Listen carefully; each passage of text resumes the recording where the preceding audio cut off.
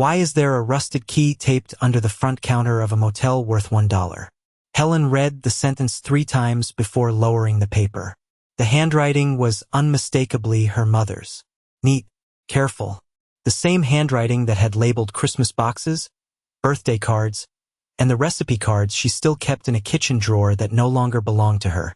Room 7 is the reason no one must sell this place. Outside, a pickup truck rolled past on the highway, its tires hissing against wet pavement. The sound faded quickly, leaving the motel wrapped in silence again. Helen folded the note and slipped it into her coat pocket beside the rusted key.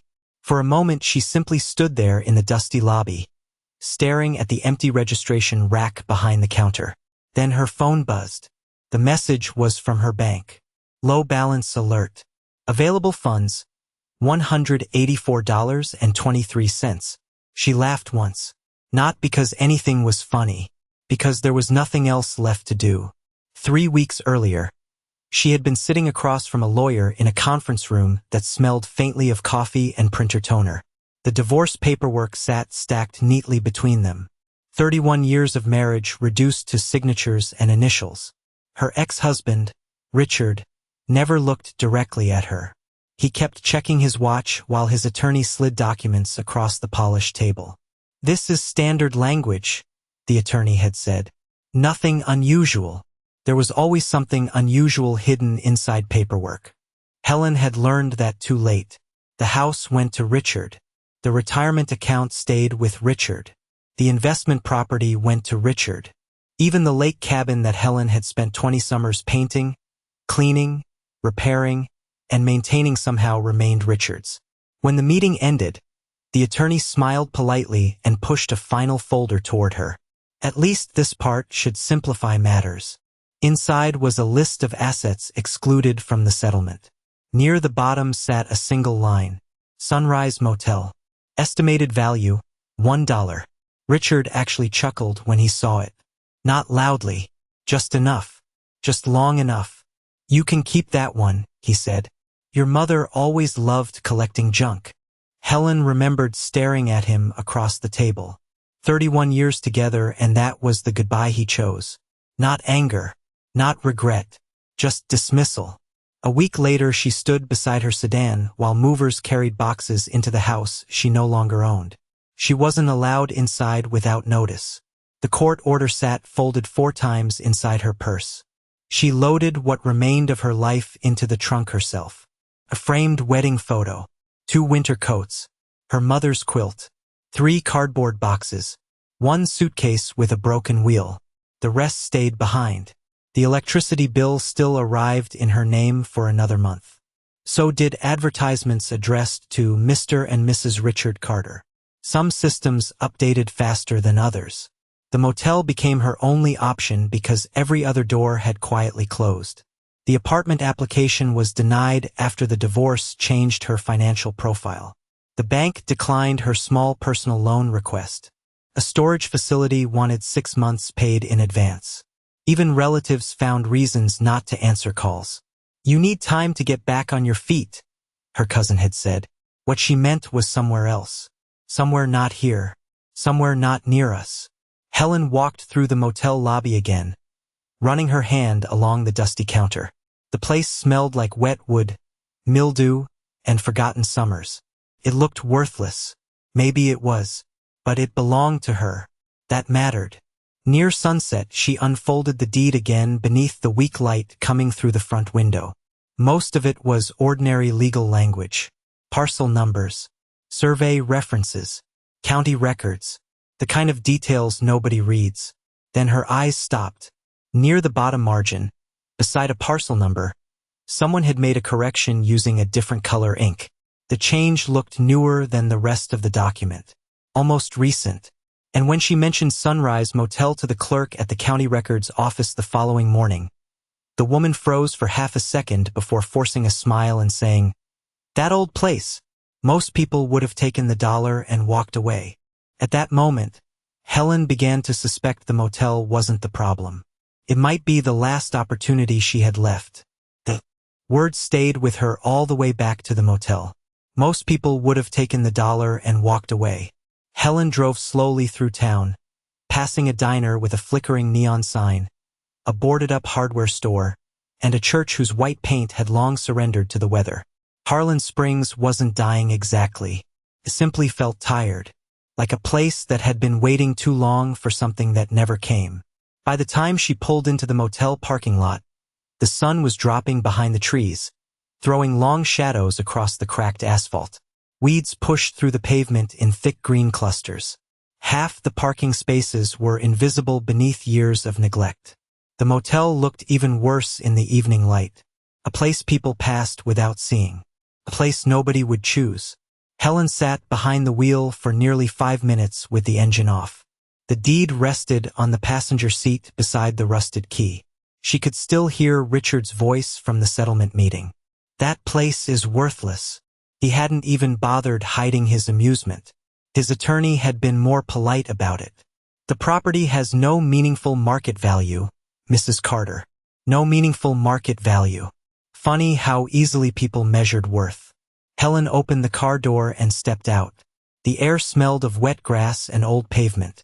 She carried the deed into the lobby and spread it across the counter beneath a flashlight. Her mother had owned Sunrise Motel for 22 years.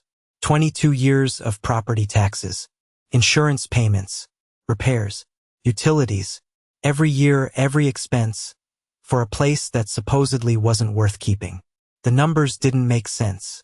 She opened a drawer behind the counter and found a stack of county tax notices bundled with a faded rubber band. The most recent one was 3 years old. Unpaid taxes totaled $8,472. Helen stared at the figure. For a moment she understood why everyone thought her mother had been stubborn or foolish, who kept paying toward a property like this, who fought to hold on to something everyone else considered junk. The next morning she drove to the county clerk's office. The building sat beside the courthouse, a squat brick structure, with humming fluorescent lights and beige filing cabinets that looked older than she was. A clerk named Marjorie took the deed and adjusted her reading glasses. "Sunrise Motel," she said quietly. "Haven't seen this parcel in a while." Her expression changed when she reached the bottom page. Not dramatically, just enough. Her eyes paused. Then she looked at Helen. "You're Margaret Lawson's daughter?" Helen nodded. Marjorie immediately handed the paperwork back. "Your mother was persistent." The word sounded carefully chosen. Before Helen could ask another question, a man sitting near the records terminal stood up. He had been reading a newspaper when she entered. Now he folded it, walked out, and disappeared through the front doors. He never once looked at her. Yet something about the timing bothered her. "Is there a problem with the property?" Helen asked. "No problem," Marjorie replied too quickly. Then she smiled. "Just an old motel." Helen left unconvinced. Outside, she unfolded the county parcel map Marjorie had printed. Most of it showed roads, lot lines, utility easements, and survey references. Normal county paperwork. But near the edge of the motel parcel, someone had drawn a small circle in red ink. Not printed. Hand-drawn. The mark surrounded a section of land behind the motel. No explanation. No note. Just a circle. Helen looked back toward the clerk's office window. Marjorie was already watching her. That night, back at Sunrise Motel, Helen stood in the dark lobby holding the deed in one hand and the rusted key in the other. The motel felt less like an inheritance and more like a question nobody wanted answered. Outside, the old sign creaked in the wind. Inside, the flashlight beam caught the worn brass numbers mounted beside the hallway doors. 1 through 6, then 7. And as Helen stared at the rusted key resting in her palm, she had no way of knowing that the place everyone laughed at had been waiting for her far longer than she had been looking for it. The hallway beyond the lobby seemed to swallow the flashlight beam. Helen stood for a moment beneath the faded exit sign, listening. Nothing. No television. No traffic. No voices from neighboring rooms. Just the low groan of the building settling into the cool night air. The motel felt abandoned, but not empty. There was a difference. She pulled her coat tighter around her shoulders and started down the corridor. The carpet had once been dark red. Now it was a patchwork of stains, worn paths, and sun-bleached sections. Every few steps the floor creaked beneath her weight. Room doors lined both sides of the hallway, their brass numbers dulled with age. Some hung slightly crooked. Others showed signs of water damage near the bottoms. The smell changed as she walked. Dust, mildew, old wood. Then something faint underneath. Coffee. Not fresh coffee. The ghost of coffee. The kind that lingered in a place after years of being brewed every morning. Helen stopped at room 3 and pushed the door open. The hinges protested immediately. Inside sat a cracked vinyl chair beside a small table. A yellowed lamp leaned sideways. The curtains hung motionless over a window coated in dirt. It looked as if someone had stood up one day and simply never returned. She checked 3 more rooms. Each one carried the same feeling. Time had stopped, but not cleanly. Time had decayed. When she reached the end of the hallway, she found a utility closet and an old breaker panel. Half the switches were labeled with faded masking tape. Some labels had fallen off entirely. She flipped 2 breakers and heard a distant click somewhere overhead. A single light flickered on in the lobby behind her. It buzzed weakly but held. "Good enough," she whispered. It was the first victory she'd had in weeks. Back in the lobby, Helen opened one of her cardboard boxes. She removed a folded blanket, a flashlight, 2 cans of chicken noodle soup, a package of crackers, and a framed photograph of her mother. The frame had cracked during the move. She set it carefully on the counter anyway. Then she opened a second box and found a battery-powered lantern. This glow softened the room immediately. The motel still looked broken, just less lonely. She heated soup on a small camping stove she kept in the trunk of her car. The metal spoon clicked quietly against the can while rain began tapping against the front windows.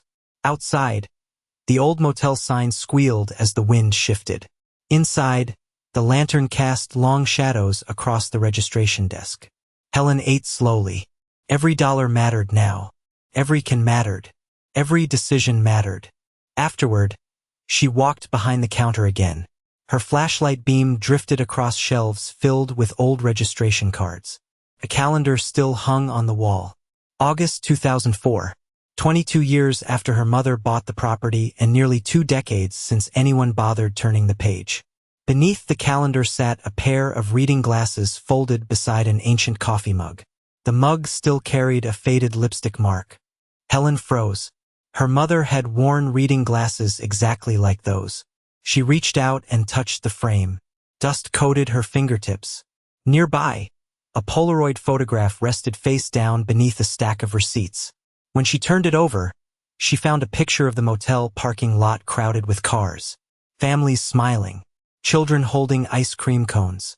The motel alive. On the back, someone had written a single date and nothing else. Helen stared at it for a long time. Then her flashlight beam drifted farther down the hallway and stopped on room 7. Unlike the other doors, the paint around its frame looked newer. Not fresh, just newer than everything surrounding it. The difference was subtle enough that she almost missed it. Curious, she walked closer. The brass number 7 had been replaced at some point. The screws were different, so was part of the trim. She crouched beside the door and ran her fingers along the baseboard. The wood felt smooth in one section and rough everywhere else. As she stood again, the flashlight slipped from her hand and struck the wall beside the room. The impact produced a sound that made her freeze. Not solid. Hollow. Something behind that section of wall answered back with an empty echo. Helen dropped the flashlight onto the counter and stretched her aching shoulders. Her palms were scraped, small cuts bleeding lightly from brushing against the splintered floorboards, as she moved a stack of old registration cards. The air smelled of mildew and sawdust, punctuated by the faint, stale aroma of coffee that had long since cooled and dried into the surface of the counter. She pulled a folded tarp from the back of her car and dragged it over a sagging section of the roof visible from the broken lobby window, knots cutting into her fingertips as she tied it down, the wind tugging insistently at the fabric. Rain dripped through the warped shingles, each drop making a soft patter against the metal sheeting of the porch. Helen flipped through the first box of belongings, setting aside the cans of soup and the frayed blanket. Her old screwdriver set sat in the corner. She used it to tighten the handle of a warped drawer in the front counter, which had been sticking for decades, and noticed a folded receipt trapped beneath the drawer's back panel. The ink was faded, but a name leapt out at her. Someone she didn't recognize. She shook her head, assuming it was just a past guest, and set it aside with the rest of the papers. Helen dragged a wet mop across the cracked tile behind the counter, careful to avoid stepping on loose floorboards, feeling the aches in her knees and hips with each slow movement. She opened a side cabinet and discovered an old key wedged between a stack of faded envelopes. It didn't match any of the visible locks. She pocketed it anyway, curious, and went on to tape plastic over a broken window in room 2, the edges fraying as she pressed the sheet into place. Then she replaced a dead light bulb in the hallway, the fluorescent flicker throwing long shadows across the peeling wallpaper. Her eyes caught a locker near the end of the corridor, one that had clearly been repaired more recently than the others. The padlock was rusted but intact, and she tried it with her keyring, each key clicking harmlessly in the empty tumblers. For a moment, she imagined it might be her mother's doing, a place meant to be left untouched. Outside, the rain intensified, hammering the corrugated metal, masking the faint hum of a fridge that hadn't worked in years. Helen sat on the counter for a brief rest, counting her dwindling cash, $184.23. Bills pressed in her coat pocket, a notice about unpaid water charges sticking out. She thought of Richard's smug smile, the lawyer's cold nod. And then, under the counter, a folded sheet shifted slightly as her elbow bumped it. She bent to retrieve it and froze. It was a single page torn from a ledger, edges ragged, the writing partially obscured. She tried to dismiss it as a remnant of bookkeeping, but a chill ran down her spine as she realized she was dusting, mopping, and patching her way toward something that had been quietly hidden for years. Helen turned the torn ledger page over in her hands while the rain softened outside. The paper felt brittle, as if it had spent years hidden from sunlight. Most of the writing was gone, either torn away or faded beyond recognition, but one line remained legible. A name, Joseph Walker. The same name appeared beside a date nearly 20 years old and an amount that looked more like a debt than a motel payment. Helen stared at it for a long moment before folding the page and slipping it into her coat pocket. The next morning she drove into town for supplies. A box of contractor trash bags, duct tape, work gloves, a gallon of bleach. Every purchase required calculation now. At the register of Harper's Hardware, she checked her bank balance again before handing over her debit card. The screen showed $142.67 after the transaction cleared. The number sat in her stomach like a stone. Outside, she loaded the supplies into her trunk and noticed an older man sitting on a wooden bench beside the store. Gray beard, oil-stained cap, heavy work boots that looked older than some cars. He nodded toward the motel supplies. "You the Lawson girl?" Helen looked up. "I haven't been called that in about 40 years. The man smiled. "Still are around here." He stood slowly and extended his hand. "Joe Walker." Helen froze. The name from the ledger page. Joe seemed to notice the reaction immediately. "Something wrong?" "No," she said carefully. "Just heard your name recently." The smile faded slightly.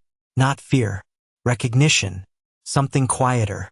Joe offered to help carry the supplies. Helen refused at first, then accepted when he lifted the ladder she had rented as though it weighed nothing.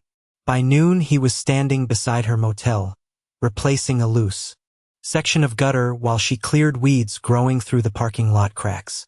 The work passed in comfortable silence, the kind shared by people too tired to impress each other. Eventually Joe pointed toward the faded motel sign. "Your mother fought harder for that sign than she ever fought for herself." Helen paused. "Why?" Joe adjusted a wrench. "Because she believed some places mattered even when nobody else did." The answer raised more questions than it solved. Later they sat on overturned buckets beneath the motel awning drinking coffee Joe had brought in a dented thermos. The rain had stopped. Steam rose from the pavement. Helen pulled the old photograph she had found from her pocket. The one showing families gathered outside the motel decades earlier. Joe took it and laughed softly. Lord, look at that. He tapped one corner. That's me. Helen leaned closer. A younger version of Joe stood beside a pickup truck. 20 years younger. Maybe more. You stayed here? She asked. Joe nodded. For almost 6 months. Helen looked up sharply. As a guest. Joe stared out toward the highway. Not exactly. Silence stretched between them. Finally he added, there were people your mother helped. Folks who lost jobs. Folks running from bad situations. Folks with nowhere left to go. He paused. Sometimes a motel room isn't a business. Sometimes it's shelter. Helen thought about the unpaid taxes. The years her mother spent holding onto a property everyone called worthless. Suddenly the numbers made less sense and more sense at the same time. Why didn't she tell me any of this? Joe's eyes moved toward room 7 at the end of the hallway. For the first time all day, he seemed uncomfortable. Some stories weren't hers to tell. Helen followed his gaze. What's in room 7? Joe's jaw tightened. Your mother always said that room belonged to the past. And what does that mean? Joe didn't answer immediately. Instead, he reached into his shirt pocket and pulled out a small brass token worn smooth by years of handling. One side carried the faded outline of Sunrise Motel's old logo. The other side showed the number 7. He placed it in Helen's hand and closed her fingers. Around it. Your mother gave that to me the night she helped save my family, he said quietly. Then he looked directly into her eyes and added, some people spent years trying to find out why she never sold this place. The smart ones eventually stopped asking. The smart ones eventually stopped asking. Joe's words lingered long after his truck disappeared down the highway. Helen stood beneath the motel awning, turning the brass token over in her hand. The worn number 7 caught the last orange light of sunset before darkness settled across the property. Somewhere beyond the trees, a dog barked. The old motel sign creaked. And for the first time since arriving, Helen stopped thinking about whether she could afford to save the motel and started wondering whether someone had spent years making sure certain things stayed hidden inside it. That night, she carried the token into room 7. The beam from her flashlight swept slowly across the faded wallpaper and patched ceiling. Nothing looked remarkable at first glance. Just another neglected motel room frozen in time. Yet the longer she stood there, the harder it became to ignore the details that didn't belong.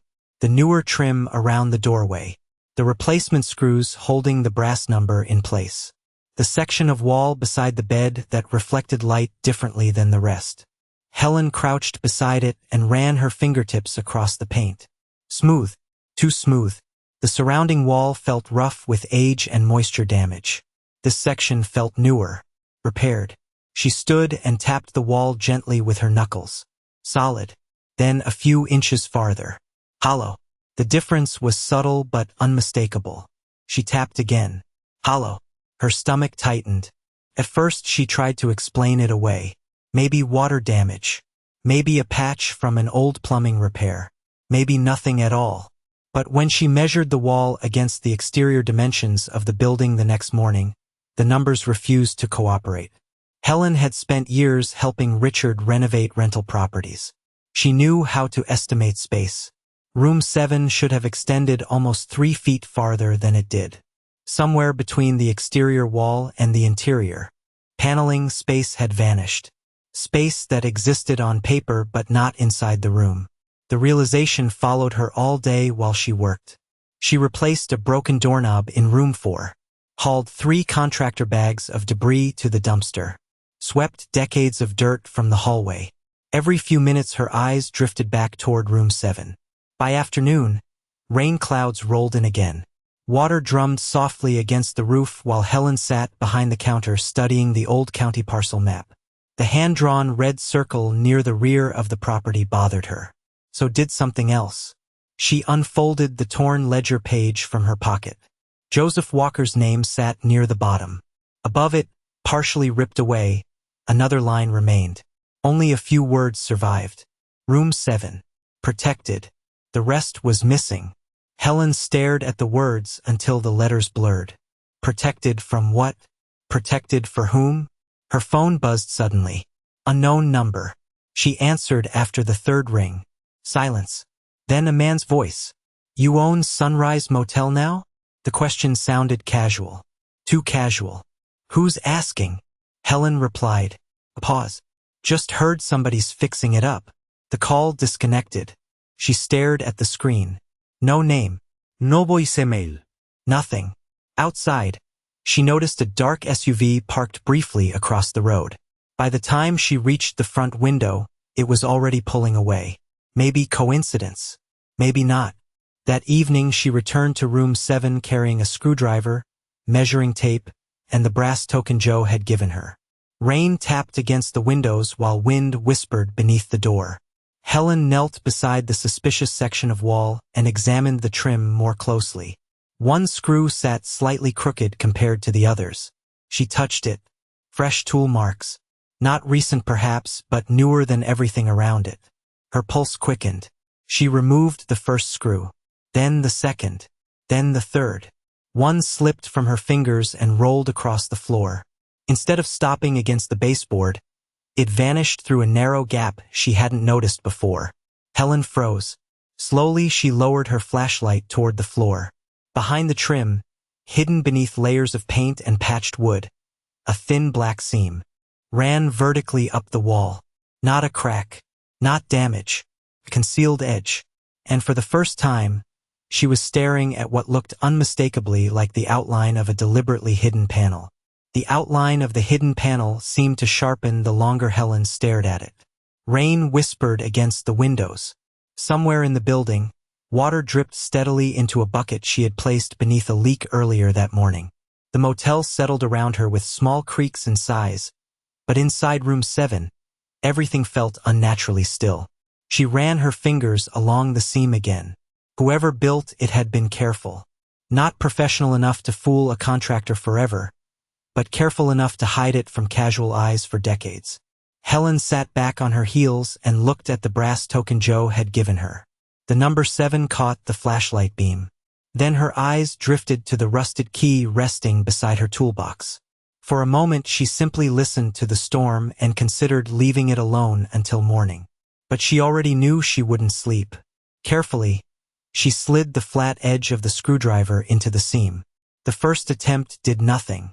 The second produced a soft crack as old paint separated from wood. The third loosened the panel enough for her fingers to grip the edge. Slowly, resisting the urge to force it, she pulled. Dust spilled into the room. A stale pocket of trapped air escaped from inside the wall carrying the smell of old paper, dry wood, and something metallic. Behind the panel sat a narrow compartment no wider than a filing drawer. Helen's flashlight revealed a small tin box wrapped in a faded dish towel. The towel itself looked decades old. She recognized the floral pattern immediately. Her mother had owned an entire set when Helen was a teenager. Her pulse quickened. She lifted the box out carefully and set it on the floor. The lid resisted at first, the hinges stiff with age. When it finally opened, she found no gold, no cash, no dramatic treasure. Just paper. Bundles of paper tied together with brittle string. A stack of Polaroids. A worn leather ledger stained by what looked like old coffee. And beneath everything else, a sealed envelope addressed in her mother's handwriting. Helen stopped breathing for a second. She reached for the envelope, then pulled her hand back. Not yet. Instead, she opened the ledger first. The cover cracked softly. Inside, neat handwritten entries filled the pages. Dates, names, room numbers, Dollar amounts. Most looked ordinary until she noticed the pattern. The same names appeared again and again over the years. Not as paying guests, as recipients. Small amounts of money, utility bills, grocery assistance, rent support. Her mother hadn't been running a motel. At least not entirely. She had been quietly helping people. Helen flipped farther ahead. One page listed families she recognized from town. Another contained addresses. Then she found something that made her sit down hard on the dusty floor. Carson Development. The name appeared multiple times in the margins beside various properties. Some entries carried question marks. Others carried warnings written in red ink. She turned another page. A Polaroid slipped loose and landed face up beside her knee. It showed her mother standing with 3 children outside the motel sometime in the late 1990s. The kids were smiling. Behind them, partially visible through the motel office window, hung a county parcel map. The same map Helen had found days earlier. The same red circle. Her stomach tightened. She grabbed another photograph. Then another. More families. More motel rooms. More names from the ledger. Whatever her mother had been doing, it wasn't random. Someone had been documenting everything. The storm outside intensified. Thunder rolled across the valley. Helen finally reached for the sealed envelope. Her mother's handwriting covered the front. Not legal instructions. Not financial records. Just 6 simple words. She opened it carefully. A single sheet waited inside. One sentence occupied the entire page. Helen read it once. Then again. Then a third time because her mind refused to accept what her eyes were seeing. Written beneath her mother's signature was a name she hadn't expected to find anywhere inside Sunrise Motel. It was her father's. It was her father's name. Helen stared at the page while thunder rolled somewhere beyond the hills. For a moment, the motel, the storm, the hidden compartment, everything else seemed to disappear. Her father had been dead for 17 years. She knew his handwriting. She knew the smell of the pipe tobacco that used to cling to his jackets. She knew the way he folded receipts into perfect squares and tucked them into his shirt pocket. But she had never expected to find his name inside a secret compartment, hidden behind the wall of a motel her mother had spent decades refusing to sell. Her fingers tightened around the paper. Beneath the name was a single sentence. If Helen ever returns, show her what we protected. Nothing else. No explanation. No signature from a lawyer. No legal instructions. Just those words. Protected. The same word she had found on the torn ledger page. The same word Joe had practically avoided discussing. Helen carefully folded the letter and placed it back inside the envelope. Then she reached deeper into the box. Beneath the ledger sat several smaller bundles tied with faded twine. The first contained receipts. Not motel receipts. Pharmacy receipts. Utility payments. Grocery purchases. Hospital balances. Some were as small as $23. Others exceeded 1,000. The names matched people listed in the ledger. Families. Elderly residents. Single mothers. One receipt covered insulin medication for an entire year. Another paid off overdue heating bills during a harsh winter. None of the payments came from charities. They came directly from Margaret Lawson. Helen sat quietly on the dusty floor, turning page after page beneath the flashlight beam. She had known her mother as practical, private, sometimes stubborn. She had never known her as this. Outside, rain tapped steadily against the motel windows. Inside, the air smelled of old paper and cedar wood. Then she found the photographs. Dozens of them. Some showed children standing beside bicycles. Some showed families gathered on front porches. Others showed people holding property deeds while smiling through tears. On the back of nearly every photo, her mother had written a date and a short note. Stayed 3 weeks. Needed help after the factory closed. Widow. Lost home in. Foreclosure. Veteran. Medical debt. Helen swallowed hard. She wasn't looking at motel records anymore. She was looking at a hidden history of people who had almost disappeared. Near the bottom of the box sat a small cassette recorder wrapped in a towel. The plastic was yellowed with age. The batteries were long dead. Helen almost ignored it until she noticed a strip of masking tape attached to the side. In her mother's handwriting were 3 words. For when ready.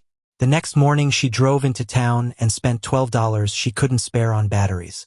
Back at the motel, she sat alone behind the counter while gray morning light filtered through the dusty windows. Her hands trembled slightly as she pressed play. Static crackled first. Then her mother's voice filled the room. Older. Tired. Familiar enough to make Helen close her eyes. If you're hearing this, then you found room 7. The recording hissed. I always hoped you would. Helen listened without moving. Her mother spoke about people who came to Sunrise Motel with nowhere else to go. Families threatened by debt. Elderly residents pressured into selling land. Workers injured and abandoned by employers. The motel had become a refuge because nobody paid attention to forgotten places. Then her mother's voice paused. Long enough that Helen wondered if the tape had ended. When it resumed, the tone had changed. Quieter. More cautious. There were men who wanted certain properties emptied. They wanted people gone before anyone asked questions. Helen opened the ledger again. This time she noticed a name appearing repeatedly beside those entries. Not Carson Development alone. One individual. Daniel Carson. The founder. The same surname now printed on development signs around the county. Joe arrived later that afternoon carrying coffee and a bag of groceries. When Helen showed him the name, he went silent. Completely silent. The color drained from his face before he recovered. "Your mother should have never had to carry that alone," he finally said. "Carry what?" Helen asked. Joe looked toward room 7. Then toward the highway. Then back at her. "The reason she kept this place wasn't to protect the motel." He stopped himself there. Whatever came next remained unsaid. But that night, as Helen listened to her mother's voice again through the crackling recorder, she finally understood one thing. Margaret Lawson had never abandoned her daughter. Every receipt, every photograph, every hidden page, every carefully preserved clue was pointing in the same direction. Her mother wasn't leaving behind memories. She was leading Helen toward a truth that nobody else had been willing to uncover. Helen carefully stacked the photographs, receipts, and the ledger into a box before heading back to the county records office. The fluorescent lights buzzed faintly above, and the smell of paper, ink, and dust filled the room. She laid the deed from room 7 on the counter and slid the red-circled parcel map beside it. Her fingers traced the numbers. Section 14B, Lot 7. Coordinates matched the red ink circle she had noticed days earlier. A clerk in her 60s, with thin silver glasses balanced on the bridge of her nose, adjusted them to study the documents. "Margaret Lawson's property," the clerk said slowly, almost reverently. "Haven't seen this lot's paperwork in decades." Helen asked to see the mineral rights and trust account documents mentioned on the deed. The clerk retrieved a faded folder labeled Sunrise Motel, Special Estate Holdings. Helen's pulse quickened as she flipped through carbon copies of old land surveys, letters from banks, and tax records showing contributions to a community fund her mother had quietly maintained. Dollar amounts were modest but purposeful, tied to families she recognized in the ledger. One envelope contained handwritten notes about disputed inheritance, signed by her mother and filed at the county. Helen compared the signatures to the deed she held, her fingers trembling as she verified the match. She photographed each page with her phone, battery down to 5%, careful to preserve evidence. Then a sudden buzz startled her. Unknown caller. Helen let it ring once before voicemail picked up. The message was short. "We're only trying to help. That place is unsafe. Don't make trouble." Her stomach tightened. The words were polite but precise. Someone knew. She had discovered something. She returned to the motel, spreading the documents across the counter, flashlight bouncing over each paper. Every ledger page, banknote, and deed confirmed a reality she hadn't expected. Her mother had maintained legal control, preserved property rights, and hidden evidence that could restore fairness to families wronged by local developers years ago. The phone rang again. This time it was a number she didn't recognize. A calm voice said, "Miss Lawson, that property isn't worth your effort. Sell it while you still can." Helen listened in silence, gripping the ledger. For the first time, she understood she was holding something someone else desperately wanted to claim. Her pulse accelerated as headlights appeared outside the motel. A dark SUV rolled slowly past the front, paused, then turned the corner and disappeared. Helen exhaled slowly, but her eyes returned to the deed. And then, as she aligned it with the red-circled parcel map, she saw it. A yellowed envelope marked Official County Survey, 1978. Addressed to Margaret Lawson, confirming mineral rights and easements extending beyond the motel property. Her breath caught. Someone who once dismissed this junk had just handed her the key to everything, and the danger that came with it. Helen sat behind the counter, ledger and deed spread out in front of her. The motel quiet except for the rain tapping a steady rhythm on the tin roof. Her phone buzzed again. Unknown caller. She answered cautiously. "Miss Carter, we need to talk about Sunrise Motel," said a smooth, deliberate voice. "It's valuable but unsafe. For the community. For your family." Helen's fingers tightened around the brass key. "Who is this?" she asked. "Just a concerned party," the voice replied. "We've noticed discrepancies in your records. Clerical errors. Un peu de lien. Potential code violations. It's procedural." The line went dead before she could respond. Moments later, a second call. Richard, her ex-husband. Calm, measured. "Helen, I hope you understand fairness. That property wasn't meant for you to handle alone." She could hear the faint clatter of his office in the background. Then a text from Daniel. "Carson, the developer. We can resolve this quietly. Safety code issues. You don't want trouble." Helen looked down at the documents on the counter. The ledger page she had photographed days earlier, the envelope from Room 7, the county deed with mineral rights. All were real, tangible proof. But her bank account held barely enough for a lawyer to draft a single letter. Community opinion was divided. Some neighbors whispered about selling, while the storm outside pressed cold air against the cracked windows. She took a deep breath and began photographing every page again, double-checking timestamps, comparing ledger entries to the envelope, ensuring nothing could be erased or altered. Richard's voice echoed in her memory, the way he had called the motel junk just weeks ago. And now suddenly, the same property was a valuable family asset, worthy of intervention and warning. Helen refused to respond to texts or calls. She placed the original ledger and the envelope in a small lockbox under the counter. A receipt for last month's hardware store purchase, tucked in the ledger, revealed a witness name she hadn't recognized before. Her eyes flicked to the red-circled parcel on the county map, the significance of that tiny mark pressed against her chest like a heartbeat. Outside, headlights swept across the wet asphalt. A dark SUV slowed, paused, then moved on. Helen exhaled slowly, her hand resting on the brass key.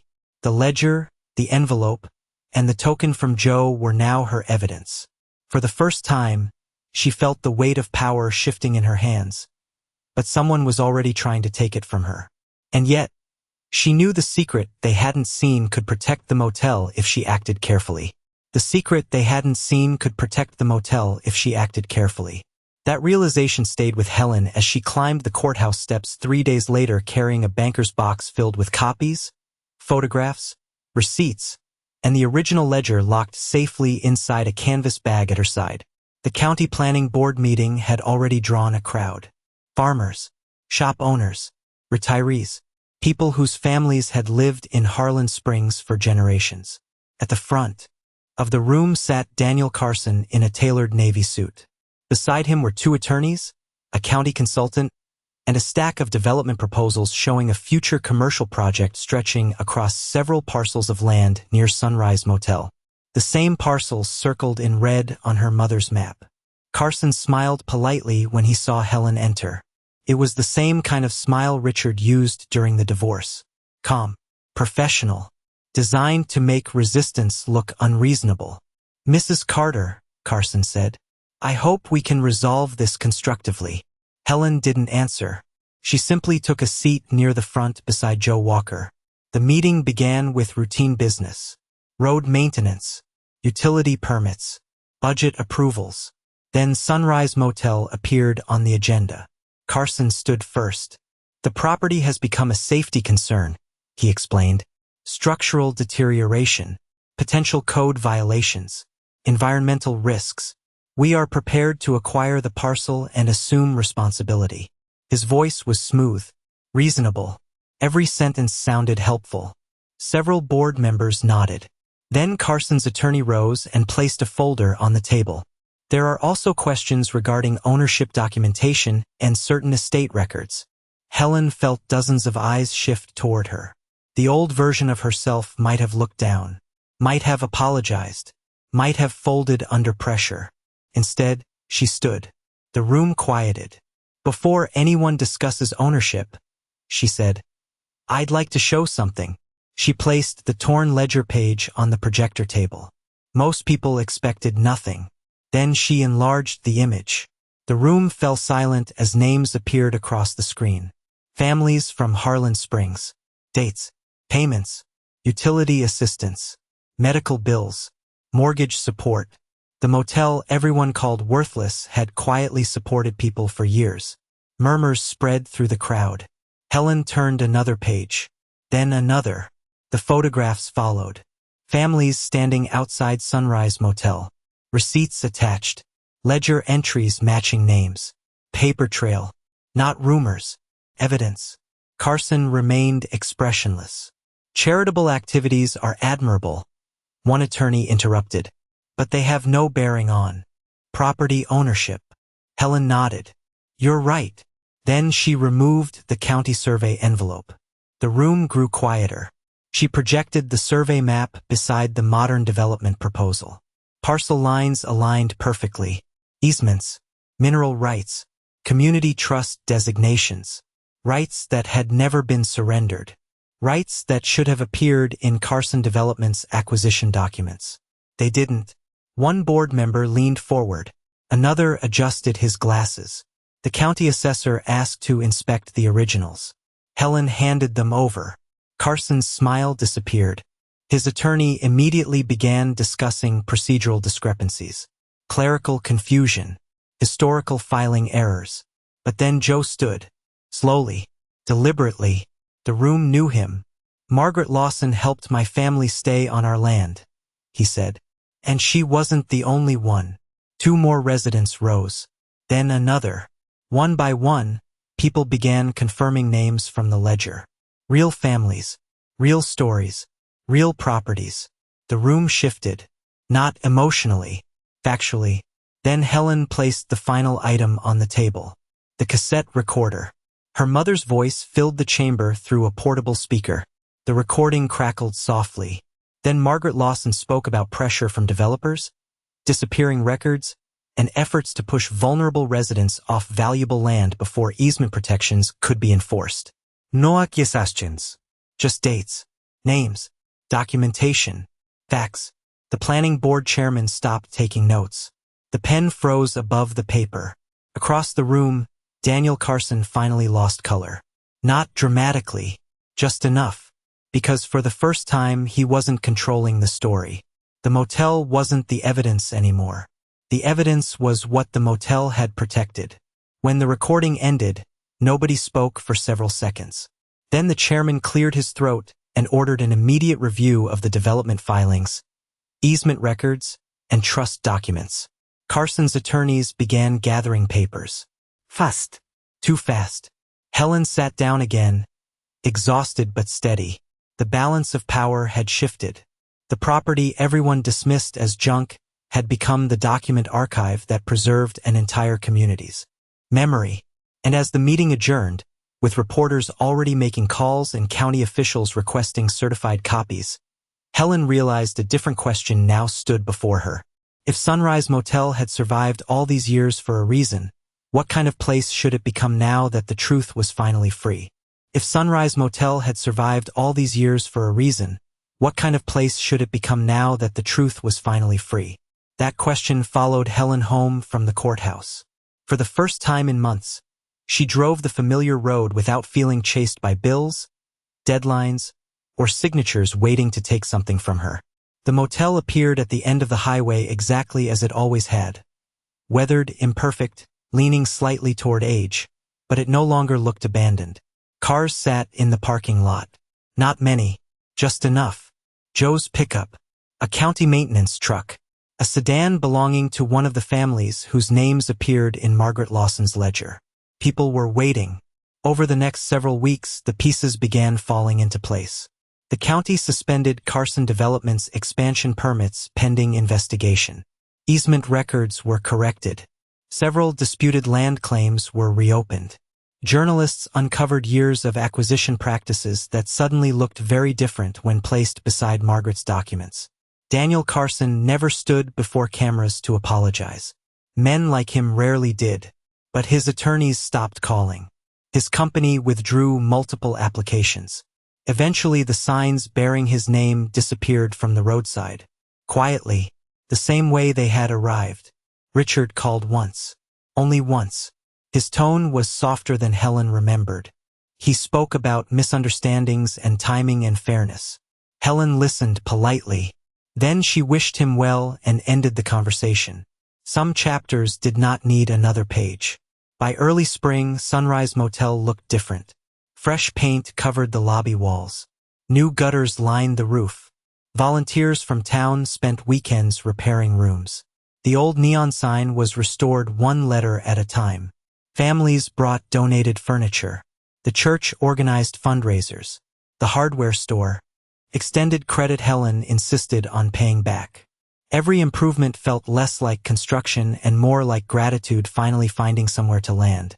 One morning, a county official arrived carrying a folder. Inside was a corrected deed. The easement rights, trust protections, and historical designations had been officially restored. Margaret Lawson's name appeared exactly where it belonged. So did Helen's. She signed the final page with a hand that trembled slightly, not from fear, from relief. That evening she framed the deed and hung it behind the front desk beside a photograph of her mother. The hidden ledger rested in a glass display case nearby. No longer evidence. No longer a secret. Visitors often stopped to read the entries. Some found their own family names. Others simply stood quietly for a moment. Understanding. The motel reopened under a new purpose. A portion remained available as affordable lodging for travelers. Several rooms were reserved for people facing temporary hardship. Veterans. Senior. Families between homes.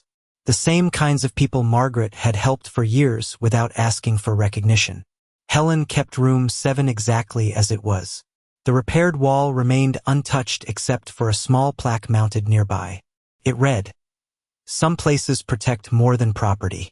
Late one evening, long after the guests had settled in and the lobby lights had dimmed, Helen stood alone behind the counter. She opened the drawer where she kept the brass token and the rusted key. Once they had felt like clues to a mystery. Now they felt like something else. Proof. Not of hidden wealth. Not of luck. Proof that her mother had seen value where others saw burden. That her father had trusted her long before she trusted herself. That a woman dismissed as divorced, broke, and finished had been entrusted with something far greater than land. Outside, the motel sign glowed warmly against the darkening sky. Inside, laughter drifted from one of the occupied rooms. Helen locked the front door for the night, switched off the lobby lights, and paused beneath the framed photograph of Margaret Lawson. For the first time in years, she was not sleeping in somebody else's house, under somebody else's rules, waiting for somebody else's decision. She was home, and beyond the windows, beneath the soft glow of the restored sign, the old motel stood quietly beside the highway like it always had, waiting for the one person patient enough to discover that what everyone called junk had never been junk at all, but a forgotten inheritance of dignity, shelter, and hope, preserved for the daughter who finally knew how to open it.